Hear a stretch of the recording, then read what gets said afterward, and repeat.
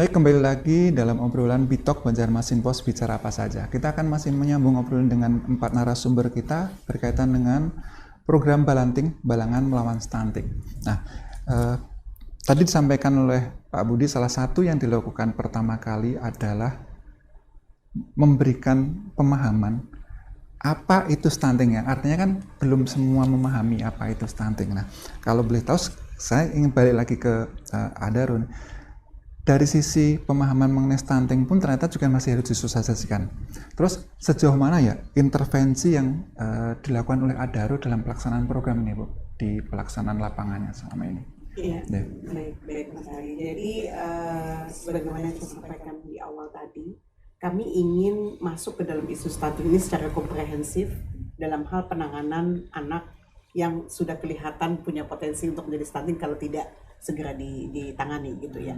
Jadi memang dari A sampai Z seperti detail disampaikan Pak Budi tadi itu menjadi ranahnya Adaro. Walaupun dengan Pemda Balangan itu kami punya pembagian wilayah. Jadi ada wilayah yang menjadi lokasi khusus yang ditangani oleh Adaro, ada lokasi khusus yang ditangani oleh Pemda. Jadi kedalamannya memang menyeluruh dari awal assessment sampai nanti mendapatkan hasil itu kita handling, itu kita handle bersama-sama. Jadi kalau ditanya sejauh mana cukup dalam sih memang. Jadi semua aspek kita memang perhatikan gitu. Karena kita percaya tidak mungkin satu keluarga itu bisa mengubah situasi anaknya menjadi normal kalau kita tidak secara komprehensif juga menangani isu yang ada di situ. Apakah tadi yang berkaitan dengan edukasi, berarti kan itu soal mindset dan kemudian perubahan perilaku ibunya terutama ketika menyediakan asupan buat anaknya. Kemudian juga apakah dia punya akses terhadap pangan atau pangan bergizi secara konsisten, sehingga tidak hanya satu hari makan bergizi besok udah enggak gitu. Kemudian juga bagaimana lingkungannya. Jadi cukup menarik, memang saya pernah diskusi dengan Pak Budi itu sampai-sampai limbah air dari rumah tangga itu tuh ternyata masih punya yang masih tinggi permasalahannya. Maksudnya secara statistik dari yang kita tangani itu persentase yang belum menyediakan infrastruktur yang memadai untuk membuang limbah itu tuh ternyata sangat tinggi persentasenya. Nah itu pun menjadi sesuatu yang buat kami harus dibahas bersama penerima manfaat dan harus dicari solusinya. Karena kalau itu tidak kita atasi, soal sanitasi ini bisa menjadi faktor yang membuat anak lagi-lagi entah gampang terinfeksi penyakit, entah gampang kecacingan, gampang diare, maka akan percuma aspek-aspek lain yang udah kita tangani seperti tadi edukasinya, kemudian pangannya, pangan bergizinya gitu. Jadi paket lengkap lah Mas Ari. Jadi kalau di tempat makan itu pahe lah gitu ya. Paket komplit. Paket komplit bukan paket hemat. Paket komplit. Paket komplit hemat. Paket komplit hemat. Iya. Nah, menyambung dengan paket tadi, paket komplit dan juga yang disampaikan Pak Budi mengenai bagaimana by name, by address dan sebagainya. Ini Pak Ramadi, upaya atau cara dalam isinya mensinkronkan, kan tadi disampaikan bahwa ada data detail, sementara saya yakin mesti dari Pemkab, Dinas Kesehatan atau seperti apa mesti juga punya data-data semacam itu. Bagaimana mensinkronkan juga terkait dengan pembagian wilayah tadi Pak, supaya kalau katakan tidak salah sasaran atau bisa lebih luas, jadi tidak hanya satu lokus tapi juga bisa lebih luas lagi yang bisa dicapai Pak. Bagaimana Pak ini Pak pelaksanaannya? Ya, makasih Mas Ari. Kalau terkait bagaimana kami mensinkronkan ya, tadi kan karena kami masuk dalam teman-teman dari Adarin masuk dalam tim, tentu pada saat rapat evaluasi, rapat selalu dibicarakan dalam rapat tadi. Nah, kami sampaikan juga begini ya, terkait stunting pemerintah Balangan ini melihatnya secara holistik menyeluruh ya, karena terkaitannya dengan kemiskinan. Jadi pemerintah di Kabupaten Balangan itu pertama memiliki kebijakan setiap desa, anggaran desa itu wajib menganggarkan dana stunting, level desa, begitu kecamatan, kemudian di setiap level dinas juga harus memiliki program yang terintegrasi, kemudian program yang intervensi nyata terhadap upaya percepatan penurunan. Nah jadi memang banyak Pak program-program yang dilakukan oleh pemerintah Kabupaten Balangan sebagaimana tadi kebijakan yang kami sampaikan terkait dana desa, kemudian juga apa namanya upaya terkait peningkatan SDM-nya Pak, pemerintah juga merangsang melalui upaya, kalau jasa sih tidak, cuman kalau bahasa Banjarnya tuh sedikitlah uang lelah buat kader ada dianggarkan gitu Pak. Kemudian juga pemerintah juga memfokuskan juga terhadap sanitasi sama dengan apa namanya dengan yang dilakukan Adaro. Tapi tadi kami supaya jangan tabrakan, kita supaya lebih efisien efektif gitu loh, lalu kami selaraskan sedemikian rupa. Kalau kami misalnya untuk sanitasi itu terkait dengan WC ya, WC kan di daerah-daerah yang boleh dikatakan terpencil mereka belum punya WC atau kebiasaan itu masih ada yang ya seperti itu. Kemudian pemerintah juga kalau memang dia ada saluran PDAM, kita sambungkan sambungan rumah air minum gratis. Jadi memang banyak ya program-program pemerintah yang berupaya tadi penurunan stunting.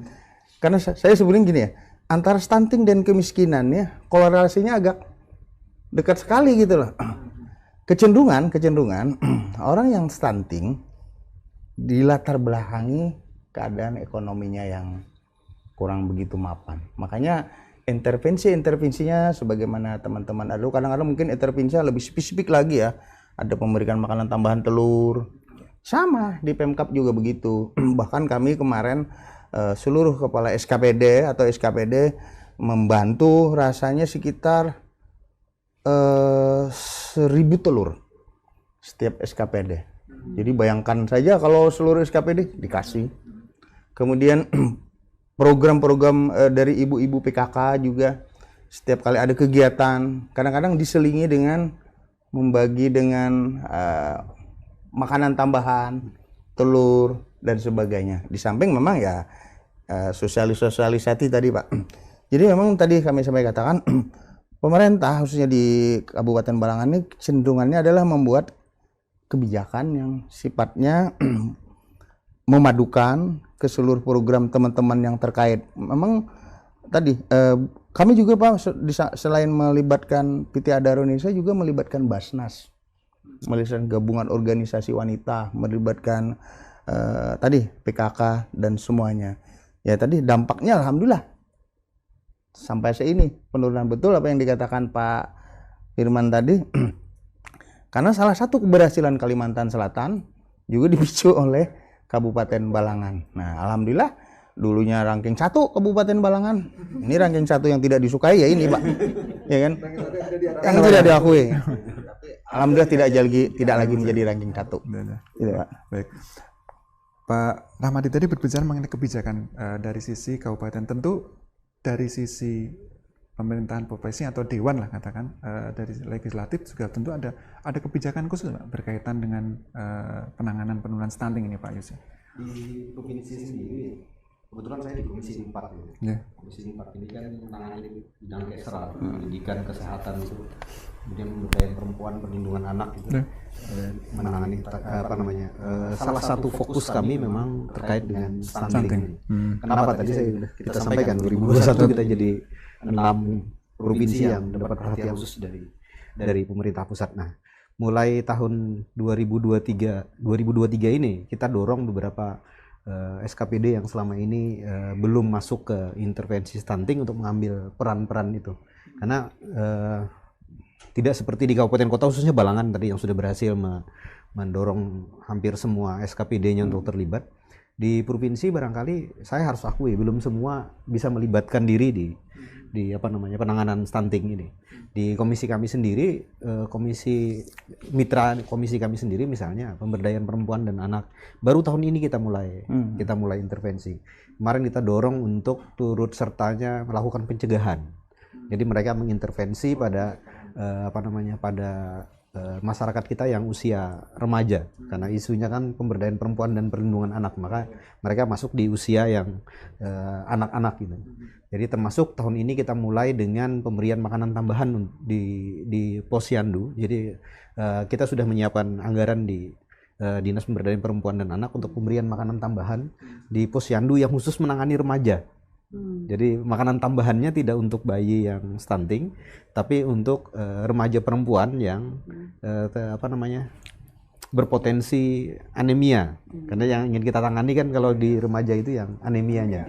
Maka itu yang akan kita bantu intervensinya. Kemudian teman-teman di Dinas Kesehatan juga akan mempersiapkan program mulai tahun 2023 ini bantuan makanan tambahan, program telur tadi yang akan didistribusi kepada semua kabupaten kota, dan itu baru kita mulai di anggaran perubahan 2023 ini. Mudah-mudahan ini bisa segera kita realisasi. Ini kebijakan yang secara khusus di komisi kami dorong, tapi tentu yang terkait dengan yang lain juga sedang kami upayakan, seperti tadi penyediaan air bersih, kemudian infrastruktur yang memadai, termasuk diantaranya kemarin kami amanahkan juga untuk tenaga kesehatan Provinsi Kalimantan Selatan yang diberi penugasan khusus di kabupaten kota. Kita minta agar mereka juga secara khusus memberikan perhatian ke stunting ini, karena sebenarnya ada tenaga kesehatan yang statusnya itu merupakan tenaga kesehatan provinsi yang ada di kabupaten kota. Kita sudah mintakan kepala dinas kesehatan agar secara khusus teman-teman yang bertugas di kabupaten kota itu juga bekerja untuk kepentingan penurunan angka stunting, membantu kawan-kawan di kabupaten kota menurunkan angka stuntingnya. Jadi memang tadi kan bahwa penurunan di sisi tingkat provinsi itu merupakan juga tidak lepas dari penurunan di kabupaten kota, sehingga dari Dewan sendiri juga mendorong di provinsi untuk juga ikut membantu sampai ke tingkat paling bawah, kabupaten kota ya. Bahkan sampai ke desa, karena yang penugasan khusus itu kan ada di puskesmas itu kan. Yang tenaga kesehatan penugasan khusus itu ada di puskesmas. Kita minta intervensinya bahkan sampai ke desa. Oke. Berbicara mengenai bagaimana intervensi ke desa nih. Ini saya ngomong teknis lagi nih sama Pak Budi. Apa Pak kendala yang dihadapi dalam penanganan contoh kasusnya yang balanting ini Pak di dalam prakteknya selama pelaksanaan program ini Pak? Oke, kendala-kendalanya lebih banyak di pemberdayaan masyarakat ya. Jadi yang kita tangani kan ada 4 indikator utama sebetulnya ya, untuk status kesehatan, bagaimana meningkatkan itu, bagaimana BPJS, kemudian ketahanan pangan, yang satunya SDBM, 5 pilar SDBM, ya termasuk air bersih, kemudian WC atau PHBS, kemudian cuci tangan, limbah dan sampah, dan makanan aman. Dari berbagai hal itu kita jabarkan menjadi 17 indikator sebetulnya. Indikator yang itu yang kita pantau terus, kita dampingi dan kita pantau agar menjadi perubahan. Di antaranya imunisasi gitu ya. Apakah mereka dapat imunisasi lengkap? Kadang-kadang ada kecenderungan orang tua dia tidak mau diimunisasi. Karena apa? Karena anaknya takut sakit. Nah, itu perlu diedukasi.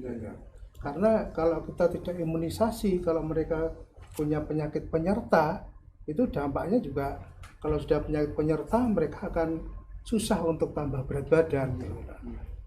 Terus kemudian kecacingan ya, apakah kita pastikan apakah dia mendapatkan obat cacing, karena di Indonesia ini menurut SSGI tahun 2021 itu angka kecacingan itu 21,6%.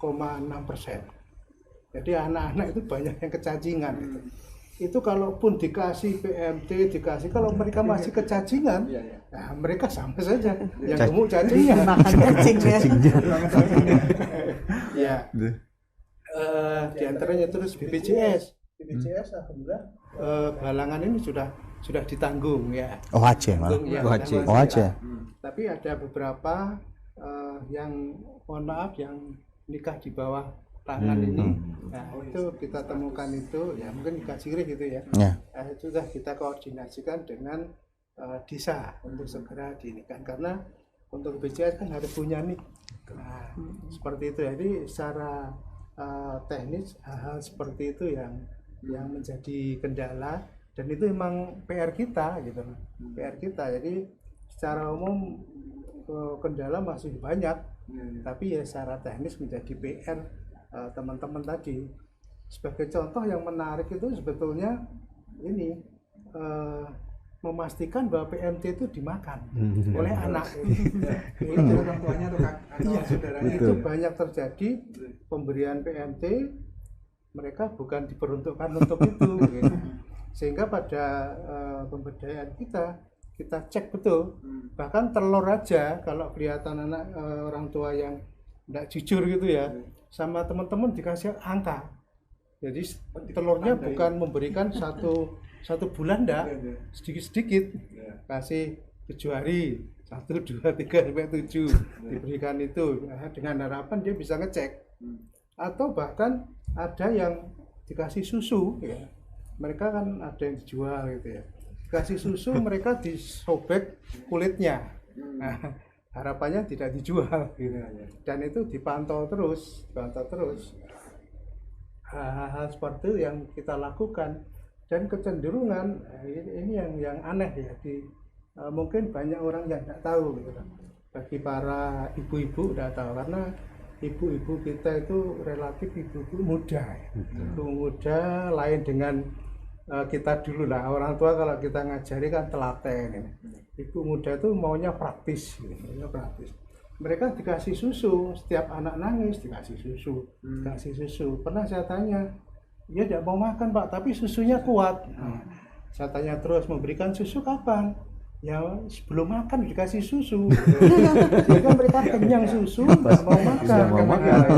Ya, kebutuhan karbohidratnya juga kurang, sehingga mereka juga nggak naik-naik, karena anak ya kalau sudah sakit pun dalam 1 bulan sakit batuk itu aja kecenderungan turun timbangannya ada. Nah, termasuk pola makan. Pola makan kita masih banyak menemukan itu hanya makan sekali anak itu. Makan sekali, atau bahkan ada yang kemarin saya menemukan anak sudah 2 tahun, mereka tidak mau makan. Mereka hanya dikasih susu saja. Sampai akhirnya kalau tidak percaya Bu, silahkan konsultasi ke spesialis. Akhirnya dibawa ke spesialis. Ternyata ya itu anjurannya sama, harus dilatih dengan makan. Nah, cara memberi makannya harus ibunya harus telaten. Sambil main ya dikasih makan sedikit. Sambil diajak kemana jalan-jalan dikasih makan. Kalau perlu main HP sambil disuapin. Nah, alhamdulillah sudah mulai mau makan. Ya. Itu hal-hal seperti itu yang perlu edukasi kepada orang tua. Kayaknya sepele ya, kayaknya hal kecil itu. Oh sudah saya kasih susu, tapi cara ngasihnya salah, juga tidak bisa menaikkan badan. Nah itu kendala-kendala secara umum teknis yang ada di lapangan. Sedikit Pak, ada nggak kendala berkaitan dengan bukan mitos sih, tapi bagaimana seringkali kan ada orang tua yang justru malu atau nggak mau ya anaknya dibilang stunting gitu. Ada nggak semacam penolakan yang seperti itu Pak? Ya memang ada, tapi untuk kita format ya, kan ada format pantau. Setiap rumah kan kita tempeli format pantau untuk memantau 17 indikator tadi. Itu tidak ada bunyi stunting. Jadi kita menyampaikan ke masyarakat bahwa anak itu perlu perbaikan gizi. Kita menghindari bahasa stunting. Karena itu jadi bumerang, sehingga dimusuhi.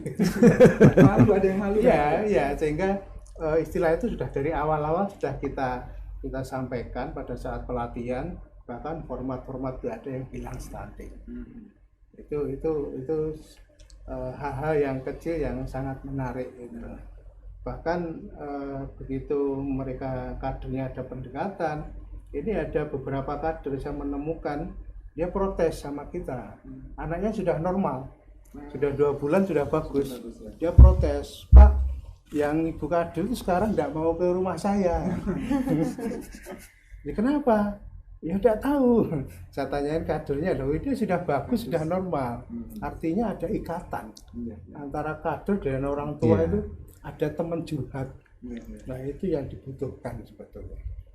Oke. Itu menarik sekali Menarik di ya, ya. lapangan. Oh iya. Temuan lapangan yang cukup menarik itu. Ya, banyak sekali, banyak sekali. Ya, ya.